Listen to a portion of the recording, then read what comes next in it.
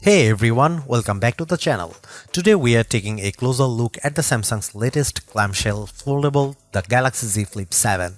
This is the 7th generation of the Flip, and for the first time in a while, it feels like Samsung is making bold moves. We have got a bigger screen, a bigger battery, a better cover display, and a surprising chip change. So in this video, we'll cover all the notable upgrades, the one questionable downgrade, and why this flip might be the best version yet, or the one you wait to escape. Let's jump in. At first glance, the Flip 7 looks familiar, same overall vibe. But look a little closer and you will notice a key change. Everything is slightly bigger. Now, that might sound like a step back for a Flip. After all, this line has been popular because of how compact the pocketable it is. But hang on, it might be a smart trade-off. Samsung is essentially saying let's give people a full flagship experience in a foldable body, and the new design does exactly that. Let's talk screen. The inner display has gone from 6.7 inches to 6.9 inches diagonally. It's subtle on paper, but in the hand it makes a big difference. Apps feel roomier, typing is easier, watching videos, doom scrolling TikTok, it feels more immersive. This also means the aspect ratio has shifted just a bit, so it feels slightly taller, which again helps when you are multitasking or browsing.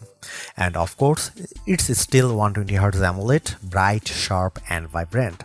Samsung continues to lead the pack when it comes to foldable displays. Here is my favorite part, the cover display is now a full-on screen. It's 4.1 inches, now stretching corner to corner, similar to what Motorola did with the Razr Plus. Those camera rings, they are now cutouts through the screen, giving you full use of the display around them. And it's not just big, it's also brighter and runs at 120Hz, so using it feels snappy and fluid. And here's the best part, you can do a lot more without ever folding the phone. Check notifications, run widgets, control music, reply to texts, and yes, take selfies using the main cameras with a real-time preview. It feels futuristic and it's genuinely practical. Samsung's software here has caught up with the hardware and it feels like the Flip finally has the always closed mini phone experience down. So, where does the Flip 7 stand? If you are coming from Flip 5 or 6, the main differences are bigger screen, way more usable cover display, bigger battery, slightly better efficiency. If you have never tried a foldable, this is easily the best Flip Samsung has made and probably the most practical foldable for mainstream users. It gives you flagship power, flexible design and real everyday usability without feeling like a science project. That said, if you want the absolute best performance and cameras, the Fold 7 is still king. But if you value portability, practicality and fun, the Flip 7 is the move. Alright, that's everything on the Galaxy Z Flip 7.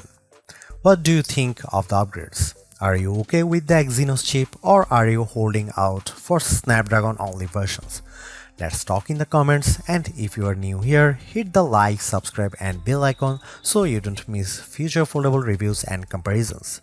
Thanks so much for watching and I'll catch you in the next one.